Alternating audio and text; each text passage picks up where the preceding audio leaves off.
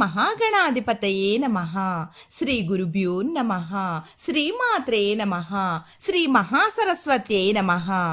మా గురుదేవులు బ్రహ్మశ్రీ వద్దిపర్తి పద్మాకర్ గారి పాదపద్మాలకు పాదాభివందనం చేస్తూ కార్తీక పురాణం కార్తీక మాసం 5వ రోజు. దీపదాన మహిమ. ఎలుక దీపాలను వెలిగించుట ద్వారా శాప విముక్తి, మోక్షమును పొందుట. కార్తీక మాస పంచమి తిథి. నా కార్తీక సమో మాసః. పరమ పవిత్రమైన కార్తీక మాసానికి సాటి వచ్చే మాసం మరొకటి లేదు. కార్తీక మాస పంచమికి ఎంతో వైశిష్ట్యం ఉన్నది.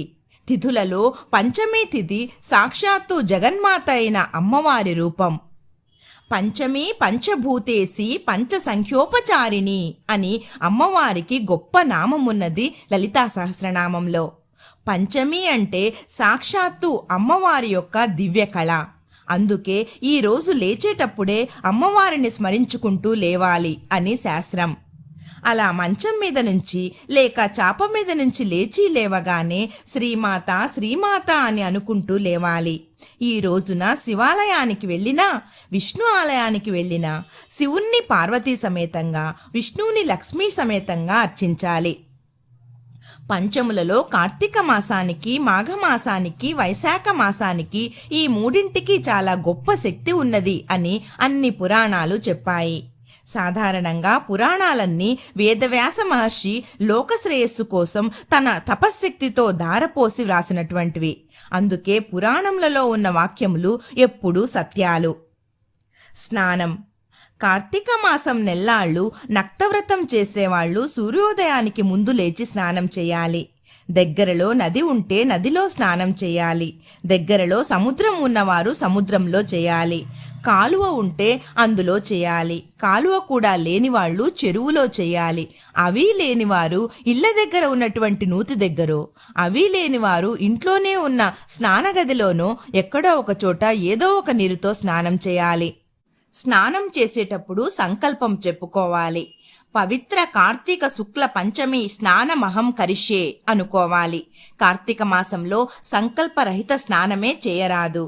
సంకల్పం పూర్తిగా వచ్చిన వాళ్ళు కార్తీక మాసే శుక్లపక్షే పంచమ్యాం తిథౌ శుభవాసరే శుభనక్షత్రే శుభయోగే శుభకరణే ఏవం గుణ విశేషాన విశిష్టాయాం శుభతిథౌ శ్రీమాన్ గోత్రః గోత్రం చెప్పుకోవాలి.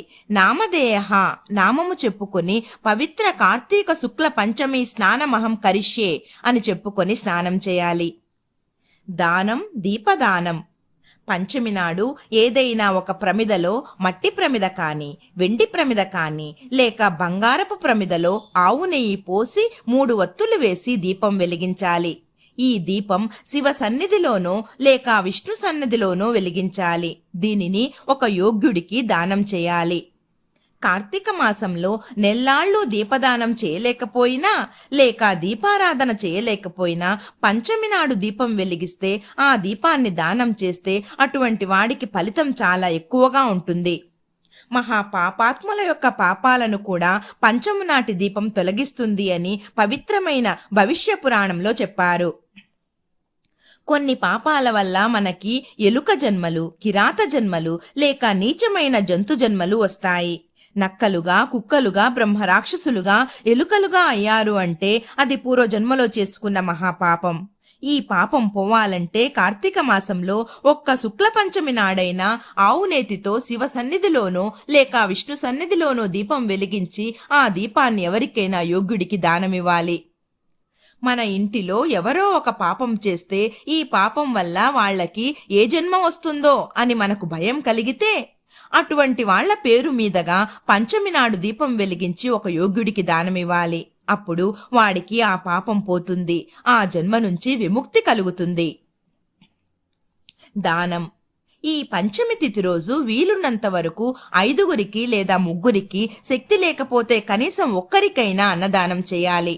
అన్నదానం చేసే శక్తి లేకపోతే పుష్పము, పత్రము, ఫలము ఏదో ఒకటి దానం చేసినా చాలు. అవకాశం ఉన్నవారు మాత్రం అన్నదానం చేయవచ్చు. కుదరకపోతే మాత్రం కనీసం ఒక పండు లేక పువ్వులు లేక మంచినీళ్లు దానమివ్వవచ్చు. స్వయం పాకం దానం ఈ కార్తీక మాసమంతా ఇవ్వటం మంచిది. 5వ రోజు దానంలో పెండలము, కంద మొదలైన దుంపలని దానం చేయమన్నారు. దుంపలను 5వ రోజు దానం చేస్తే వంశం అభివృద్ధి పొందుతుంది. పిల్లల్లో పెంకితనం ఉంటే తొలగిపోతుంది. కొంతమందికి పిల్లలు లేక నానా యాతనలు పడుతున్నారు. పిల్లలు పుట్టాక ఆరోగ్యం ఎలా ఉంటుందని కొంతకాలం బాధ కలిగిస్తుంది. ఆరోగ్యం కలిగాక వీళ్ళకి విద్య వస్తుందా లేదా అని తల్లిదండ్రులు బెంగ పెట్టుకుంటారు. తీరా విద్య వచ్చాక వీడికి మంచి ఉద్యోగం వస్తుందా లేదా అని, తీరా అదృష్టం బాగుండి ఉద్యోగం వచ్చాక మంచి కోడలొస్తుందా లేదా అని బెంగ పెట్టుకుంటారు. కోడలొచ్చాక ఈ కొడుకు కోడలు ఎలా ఉంటారు, కుటుంబ సభ్యులతో ఎలా ఉంటారో అని బెంగ. ఈ విధంగా తల్లిదండ్రులకు ఏదో ఒక రకంగా పిల్లల వల్ల నిరంతరం దుఃఖముంటుంది. ఈ కార్తీక మాసంలో శుక్లపక్ష పంచమి తిథి నాడు స్వయం పాకంలో కంద, పెండలం వంటి దుంపలు పెట్టి దానం చేస్తే ఇలా పిల్లల వల్ల బాధపడుతున్న వాళ్ళకి పిల్లల వల్ల సౌఖ్యం కలుగుతుంది. పిల్లలకు సద్బుద్ధి కలుగుతుంది. ఇప్పటికీ చిన్న పిల్లలైతే ఆ పిల్లలు భవిష్యత్తులో మంచివాళ్లవుతారు. ఇప్పటికే పెండ్లైపోయి ఉద్యోగాలలో ఉన్న పిల్లలు తల్లిదండ్రులను చక్కగా చూస్తారు అని శుక్రుడు ప్రత్యేకంగా చెప్పాడు. కాబట్టే పూర్వకాలంలో ఈ తిథి నాడు దుంపలను ప్రత్యేకంగా దానం చేసేవాళ్ళు. దానం వల్ల ఋష్యశృంగుడు పొందిన ఫలితం. ఋష్యశృంగుడికి శాంత అని ఒక భార్య ఉన్నది. దశరథుడికి నిజానికి మొదట ఒక కూతురు పుట్టింది. శాంత అనే ఈ కూతుర్ని ఆయన అంగరాజుకి దత్తతిచ్చాడు. అంగరాజు గారు తన కూతుర్ని విభాంధకుడి కొడుకు ఋష్యశృంగుడికిచ్చి పెళ్లి చేశాడు. ఋష్యశృంగుడు తన భార్య చేత కార్తీక మాసంలో పంచమి తిథి నాడు దుంపలు దానం చేయిస్తే వారికో మంచి సంతానం కలిగిందని, ఆ పిల్లవాడు యావజ్జీవితము తల్లిదండ్రులను గౌరవంగా చూశాడని పురాణాలు చెబుతున్నాయి. అంతటి ఋష్యశృంగుడే దానం చేశాడు కాబట్టి మనం కూడా ఈరోజు వీలుంటే దుంపలని దానం చేస్తే వంశము దుంపనాశనము కాకుండా ఉంటుందని శాస్త్రము. ఉపవాసము. తదనంతరం నక్తమనే పేరుతో ఈ రోజు పూర్తిగా సూర్యోదయం నుంచి సూర్యాస్తమయం దాకా ఏమీ తినకుండా ఉండి నక్షత్ర దర్శనానంతరం భోజనం చేస్తే దానికి నక్తము అని పేరు. సంపూర్ణ ఉపవాసము ఉండగలిగిన వాళ్ళు పంచమి నాడు సూర్యోదయం నుండి మరుసటి రోజు సూర్యోదయం దాకా ఉపవాసం ఉండి షష్ఠి గడియలలో భోజనం చేయవచ్చు. మొత్తం కార్తీక మాసమంతా నక్తవ్రతాచరణ చేస్తాము అనుకున్నటువంటి వాళ్ళు మాత్రం సూర్యోదయం నుండి సూర్యాస్తం వరకు ఉపవాసం ఉండి రాత్రికి నక్షత్ర దర్శనం చేసి ఇష్టదేవత ఆలయానికి వెళ్ళి వండుకున్న అన్నాన్ని భగవంతునికి నివేదన చేసి తినమని శాస్త్రం చెబుతున్నది. పూజ. గోక్షీరం అభిషేకం. పంచమి నాడు ఆవు పాలతో గోక్షీరంతో ఈశ్వరుణ్ణి అభిషేకించడం చాలా మంచిది. పంచమి నాడు భూలోకానికి కామధేనువు దిగొస్తుంది. ఈ కామధేనువు భూలోకంలో ఉన్న ఆవులన్నిట్లోనూ తన పాలని నింపుతుంది. అందుకే పంచమి నాడు ఆవు పాలు మామూలు ఆవు పాలు కాదు, భూలోకంలో ఉన్న సామాన్య గోక్షీరం కాకుండా కామధేను క్షీరంతో సమానమన్నారు. కామధేనువు పాలతో ఈశ్వరుణ్ణి అభిషేకించడం అంటే చాలా అదృష్టం. ఎప్పుడో పూర్వం ఈశ్వరుడు శివలింగంగా మారినప్పుడు ఆ శివలింగాన్ని స్వయంగా కామధేనువు తన పాలతో అభిషేకించిందని పురాణాలు చెబుతున్నాయి. ఈ రోజున కార్తీక మాసంలో శుక్లపక్షంలో పంచమి నాడు ఆవు పాలతో అభిషేకిస్తే ఆ ఆవు పాలు మీ ఇళ్లల్లో ఉన్న ఆవు పాలు కావు, సాక్షాత్తు స్వర్గలోకంలో ఉన్న ఇంద్రుడి దగ్గర ఉన్న కామధేనువు పాలతో సమానం. ఆ కామధేను క్షీరంతో ఈశ్వరుణ్ణి అభిషేకం చేసిన వాడికి 1,000,000 యజ్ఞముల ఫలితం వస్తుంది.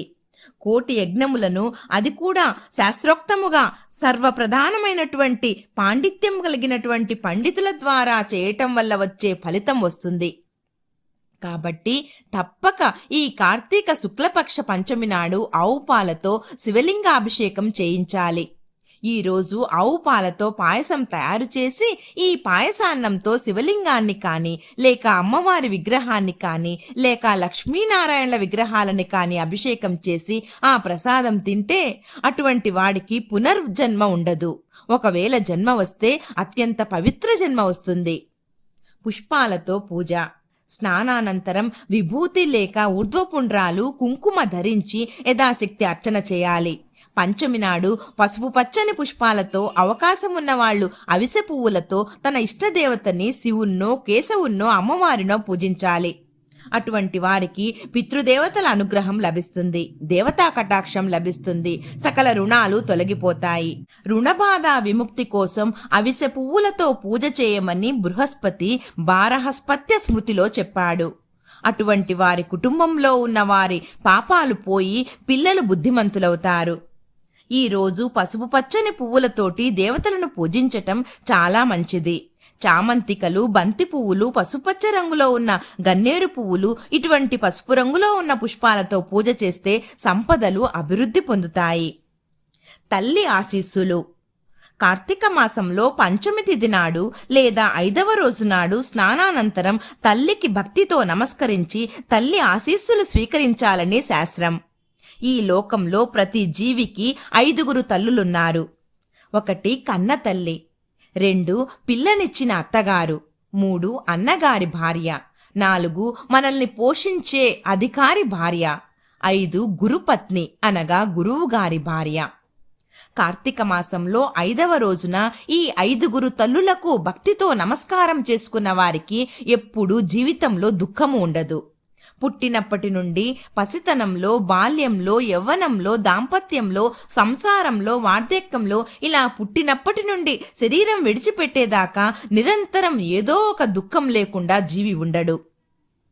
ఈ దుఃఖం తొలగడానికి కార్తీక మాసంలో 5వ రోజు తల్లికి నమస్కారం చేయాలి. దుఃఖం లేకపోవటమే గొప్ప సంపద కదా. మనం ఎవ్వరికీ తెలియకుండా ఈ పని చేస్తున్నాం అనుకోవడం భ్రమ. శకుంతలోపాఖ్యానంలో మహాభారతం ఆది పర్వంలో శకుంతల ఇలా అంటుంది, నాయనా, నేను ఎవ్వరికీ తెలియకుండా ఈ పని చేశాను అనుకోవడం భ్రమ. మనం ఏ పని చేసినా మనల్ని పరిశీలించేవారు ఉన్నారు. అందులో మొదటిది వేదములు, రెండవది సంధ్యా సమయాలు, ప్రాతఃసంధ్య, మధ్యాహ్న సంధ్య, సాయం సంధ్య. ఆ తర్వాత సూర్యుడు పగలు, రాత్రి చంద్రుడు. ఇది కాకుండా నక్షత్రాలు, ధర్మదేవత, ఈ ధర్మదేవత దగ్గరుండే చిత్రగుప్తుడు, ఈ చిత్రగుప్తుడితో పాటుండే చిత్రుడు అని ఒకడుంటాడు. ఈ చిత్రుడినే విచిత్రగుప్తుడని కూడా పిలుస్తారు. ఇంతమంది నిరంతరం మనల్ని పరిశీలిస్తూనే ఉంటారు. అందువల్లే మనం ఈ ప్రపంచంలో ఎవరికీ తెలియకుండా ఏ పని చేయలేము. మనల్ని చూసేవాళ్ళు ఉంటారని మనకి తెలియట్లేదంతే. అందుకనే అనుక్షణం జాగరూకులమై ఉండాలి. ఈ పాపాత్ములు చేసిన పాపాల్ని యముడికి చెప్పగానే యముడు వాళ్ళు చేసిన పాపాలకి అనుగుణంగా శిక్షలు విధిస్తాడు. ఆ శిక్షలు కొంతకాలం పూర్తయ్యాక, అనుభవించాక ఆ జీవికి మరలా జన్మ వస్తుంది. వాడు చేసిన పాపాన్ని బట్టి భూలోకంలో కుక్కగానో, నక్కగానో, పిల్లిగానో, గోడ మీద బల్లిగానో, మంచంలో నల్లిగానో ఇలా ఏదో ఒక రకంగా పుడతాడు. నామస్మరణ ఫలితమిస్తుంది. అందున కార్తీక మాసంలో చేసేటువంటి హరినామస్మరణం మహాశక్తివంతమైనది. ఈరోజు అంటే కార్తీక మాసంలో పంచమి నాడు 3 సార్లు చేతిలోకి నీళ్లు తీసుకుని నారాయణ నారాయణ అంటూ తులసి కోటలో విడిచిపెట్టాలి. తులసి కోట సమీపంలో లేని వాళ్ళు ఏదైనా మొక్కల్లో విడిచిపెట్టాలి. ఏమీ లేకపోతే ఎక్కడో ఒక చోట, ఎవరు తొక్కని చోట విడిచిపెట్టాలి. దానివల్ల కార్తీక మాసమంతా దామోదర స్మరణ చేసిన మహాపుణ్యం మనకి లభిస్తుంది. ఈ పుణ్యం వల్ల నరకానికి పోము. తెలిసి కానీ తెలియక కానీ మానవులు ఏదో రకంగా పాపాలు చేస్తూనే ఉంటారు. ఆ పాపాల వల్ల నరకానికి పోక తప్పదు. అంతటి భయంకర నరకాన్నించి ఉద్ధరించేటటువంటి దివ్యమాసం కార్తీక మాసం. ఇక్కడ ఒక విశేషం ఉన్నది. ఈ కథని మీరు ఇతరులకు చెప్పండి. మీరు పెద్దల ద్వారా వినండి. శ్రవణము అంటే వినుట, శ్రావణము అంటే వినిపించుట. వినడం వల్ల ఎంత ఫలితమో వినిపించటం వల్ల అంత ఫలితము వస్తుందట. అందుకే ఈ 2 చేయండన్నారు. కథ. కార్తీక మాసంలో పంచమి నాడు కథ వినాలి, వినిపించాలి. దానివల్ల మనకున్నటువంటి సమస్త కిల్బిషాలు, మహాపాపాలు తొలగిపోతాయి అని శాస్త్రం. వీలున్నంత వరకు మనం విని ఇతరులకు కూడా వినిపించాలి. కార్తీక పంచమి తిథి దివ్య ప్రభావం వల్ల సకల శుభాలు పొందవచ్చు. రుణ విముక్తిని కలుగచేసే దీపదాన మహిమ. పూర్వం ఒకానొకప్పుడు గోదావరి తీరంలో ఉండే ఒక గొప్ప వర్తకుడు అప్పుల పాలైపోయాడు. ఆ అప్పుల్లోంచి ఎలా బయటపడాలి అని ఆయనకి అర్థం కాలేదు. పూర్తిగా అప్పుల్లో మునిగిపోయాడు. అప్పుడు అదృష్టవశాత్తు భూలోకానికి సనత్కుమారుడు వచ్చాడు. వెంటనే సనత్కుమారుడి పాదాల మీద పడి, అయ్యా, నేను గొప్ప వర్తకుడిని, బోలెడంత డబ్బు సంపాదించాను. దురదృష్టవశాత్తు కొంతమంది నన్ను మోసం చేశారు. నా ఐశ్వర్యమంతా పోయింది, అప్పుల పాలైపోయాను. ఈ రుణాల్లోంచి బయటపడలేకపోతున్నాను. మళ్ళీ రుణ విముక్తి ఎలా కలుగుతుంది? నా సంపద నాకెలా వస్తుందో తెలియక యాతన పడిపోతున్నాను. నన్ను అనుగ్రహించి ఏదైనా మార్గం చెప్పండంటే సనత్కుమారుడు ఆయనకో సలహా ఇచ్చాడు. సనత్కుమారుడు అంటే బ్రహ్మ మానసపుత్రుడు. సనకుడు, సనందనుడు, సనత్కుమారుడు, సనత్సుజాతుడు, ఈ నలుగురు బ్రహ్మ మానసపుత్రులు. బ్రహ్మ యొక్క మనోసంకల్పంతో పుట్టిన మహాత్ములు. వైకుంఠానికి ఎప్పుడు పడితే అప్పుడు వెళ్ళగలరు. అటువంటి వాళ్లలో ఒకడైన సనత్కుమారుడు ఆ వర్తకుడికి అదృష్టవశాత్తు దొరికాడు. అప్పుడు ఆయన ఇలా అన్నాడు, నాయనా, నీ అదృష్టం కొద్ది రోజుల్లో కార్తీక మాసం వస్తుంది. కార్తీక మాసంలో పంచమి నాడు ప్రొద్దుటే లే, గోదావరిలో స్నానం చెయ్యి. గోదావరి తీరంలో ఉన్న ఒక శివాలయానికి వెళ్ళు. ఆవు నేతితో అక్కడ దీపాన్ని వెలిగించు.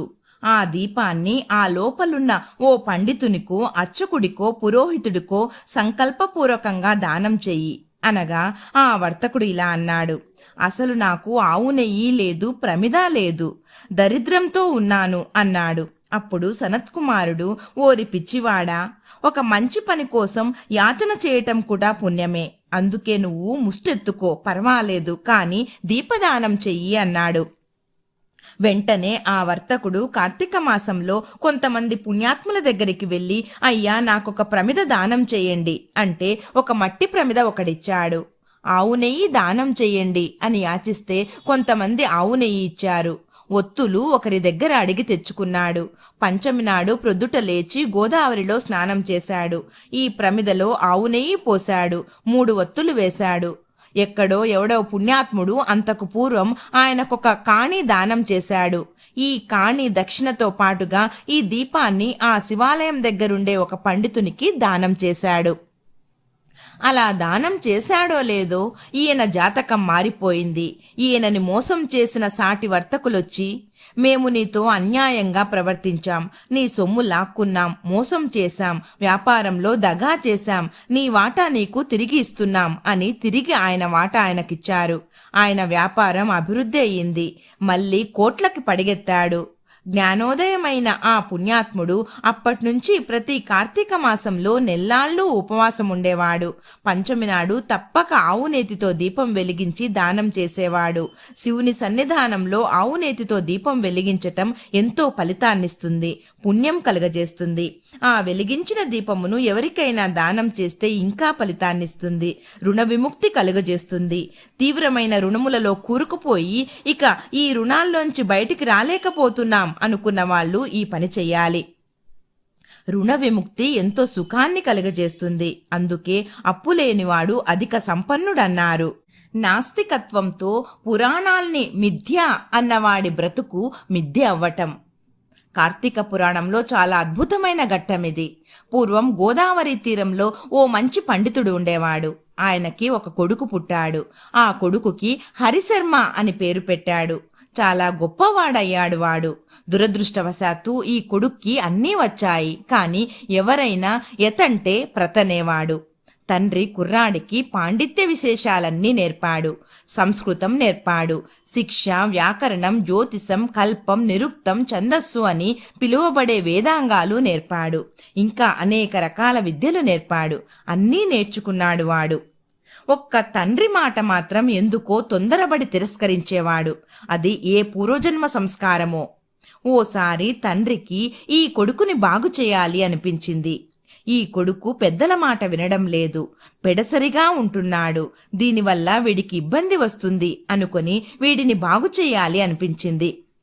అదృష్టవశాత్తు కార్తీక మాసం వచ్చింది. ఈ కార్తీక మాసంలో తండ్రి రోజు తెల్లవారుజామున లేచి గోదావరిలో స్నానం చేసి ఆ తర్వాత దగ్గరలో ఉన్న శివాలయానికి వెళ్ళి దీపం వెలిగించి శివుణ్ణి యథాశక్తిగా పత్రితో పూజించేవాడు. అభిషేకాలు చేసేవాడు. ఆయనే పండితుడు కనుక వేరే పౌరోహితుడు లేకుండా ఆయనే పౌరోహిత్యం చేసుకుంటూ చక్కగా తనకు తానే మంత్రం చెప్పుకునేవాడు. 2 రోజులు చూశాడాయన.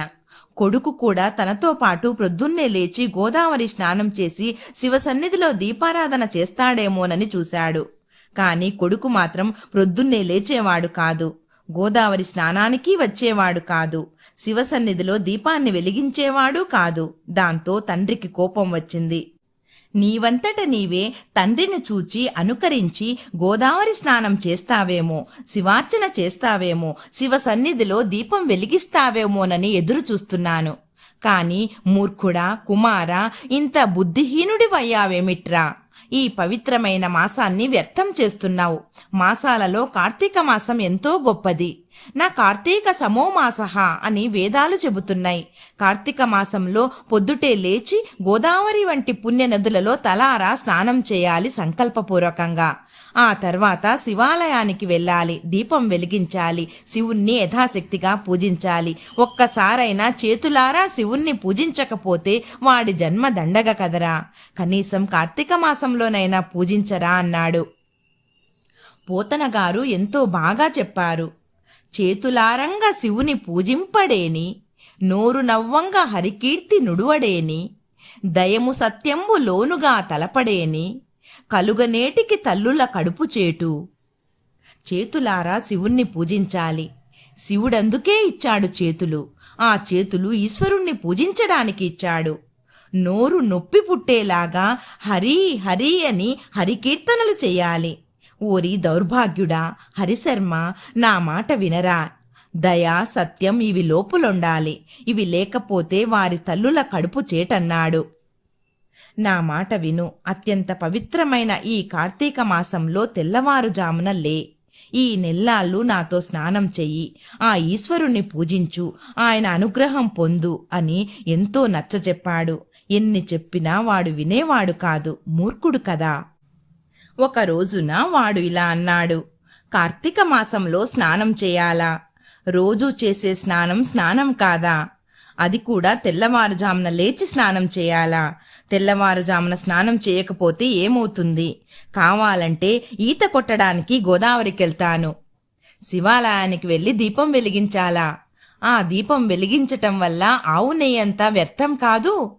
ఏమిటండి ఈ పురాణాలు అని పురాణాల్ని తిట్టాడు. ఆవు పశువు, దాన్ని పూజించాలా? దీపం వెలిగించాలా శివుని సన్నిధానంలో? ఎవడికి ఉపయోగం? శివుడేమన్నా చూస్తాడా? అసలు ఆ శివలింగంలో శివుడున్నాడా? శివాలయంలో దీపం వెలిగించటం వల్ల ఏమన్నా లాభమా అన్నాడా మూర్ఖుడు.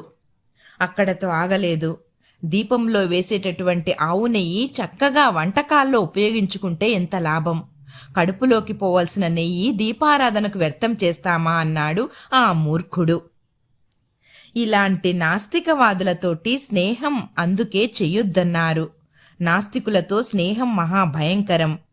నాస్తిక్కిన్ నాభివాదయత్. అసలు నాస్తికులకు నమస్కరించకూడదు. కనబడితే పక్కకు తప్పుకోమన్నారు. మహాభయంకరులు వాళ్ళు. ఆ మూర్ఖుడి మాటలకి తండ్రికి కోపం వచ్చింది. అత్యంత పవిత్రమైన వేదసమ్మతమైన కార్తీక స్నానాన్ని తిరస్కరించావురా మూర్ఖుడా. కార్తీక స్నానాన్ని తిట్టావు. శివాలయంలో దీపం వెలిగించకూడదని నాస్తికవాదం చేశావు. శివుణ్ణి, దీపాన్ని చూడనన్నావు. నెయ్యిని కడుపులో వేసుకోవాలంటావా? ఇటువంటి నాస్తికుడు నా కడుపున పుట్టినందుకు సిగ్గుపడుతున్నాను. ఓ ఈ మూర్ఖుడా, అడవిలో ఒక మర్రి చెట్టు తొర్రలో ఎలుకవై పడుండని శపించేశాడు. తక్షణం వాడు ఎలుకైపోయాడు. వెంటనే వాడు తండ్రి కాళ్ల మీద పడి, తండ్రి క్షమించు, అజ్ఞానంతో పిచ్చవాగుడు వాగాను. ఏదో పూర్వజన్మ పాపం నా కన్నులు మూసేసింది. నా కన్నులు మూసుకుపోయి నాస్తికవాదం చేశాను, నన్ను క్షమించు అని కాళ్ళు పట్టుకుని ఏడ్చాడు.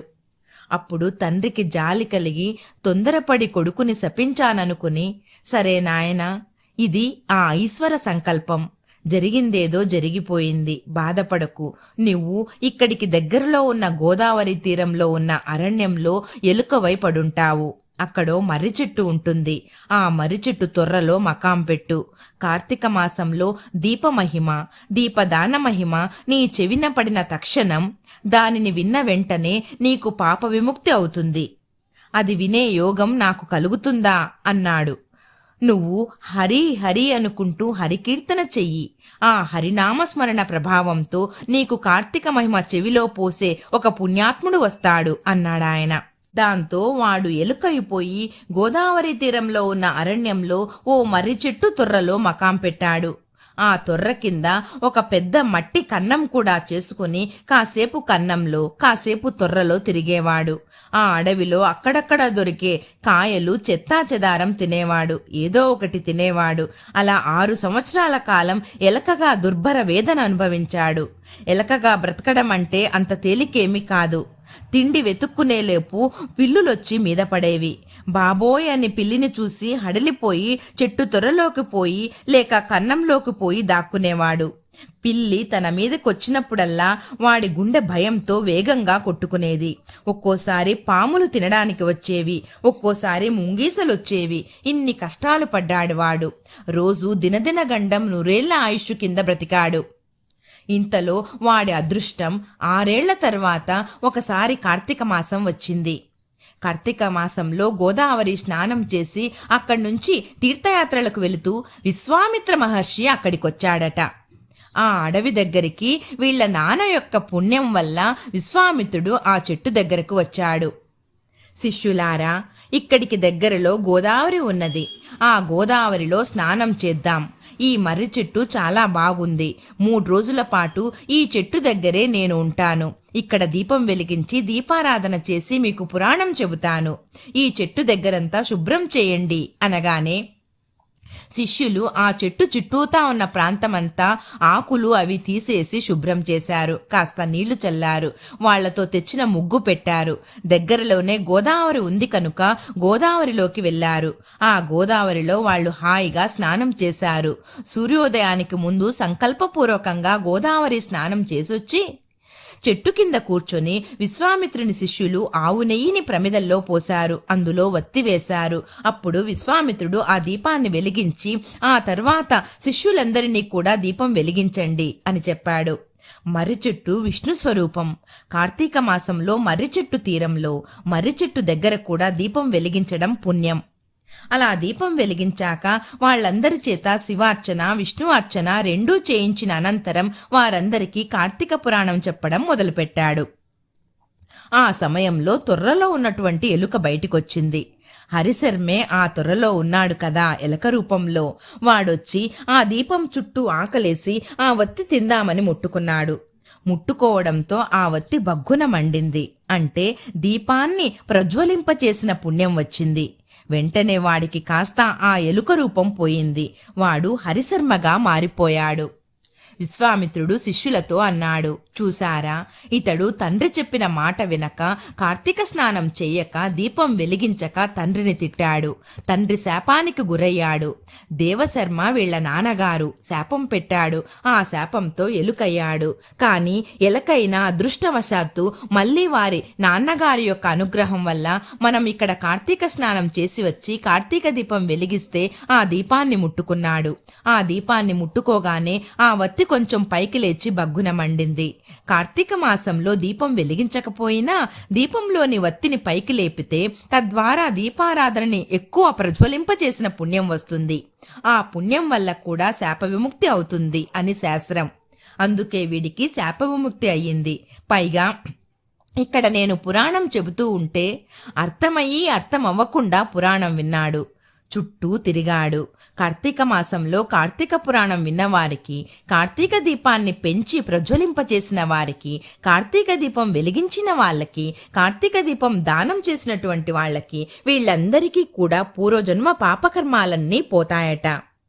1000 జన్మల పూర్వజన్మల పాపములు కార్తీక మాసంలో కార్తీక పురాణం వినడం వల్ల, కార్తీక దీపం ప్రజ్వలన చేయడం వల్ల, కార్తీక దీపం దానం చేయటం వల్ల, కార్తీక దీపాన్ని వెలిగించటం వల్ల, కార్తీక మాసంలో ఆవు నెయ్యిని దానం చేయటం వల్ల పోతాయి. అందువల్లే వీడికి విముక్తి కలిగింది అన్నాడు విశ్వామిత్రుడు. అప్పుడు హరిశర్మ విశ్వామిత్రుడితో కలిసి మిగతా రోజులలో తాను కూడా గోదావరి స్నానం చేసి శివాలయంలో దీపం వెలిగించి దీపాన్ని మహానుభావులకు దానం చేసి తరించాడు. కాబట్టి కార్తీక మాసం మనకో గొప్ప వరం. అందులో పంచమి నాడు ఆవునేతితో దీపం వెలిగిద్దాం, దానం చేద్దాం, సంతానాన్ని కూడా అభివృద్ధి చేసుకుందాం, వాళ్ళని బాగు చేసుకుందాం, పాపాలన్నీ తొలగించుకుందాము. సర్వం శ్రీ పరమేశ్వరార్పణమస్తు.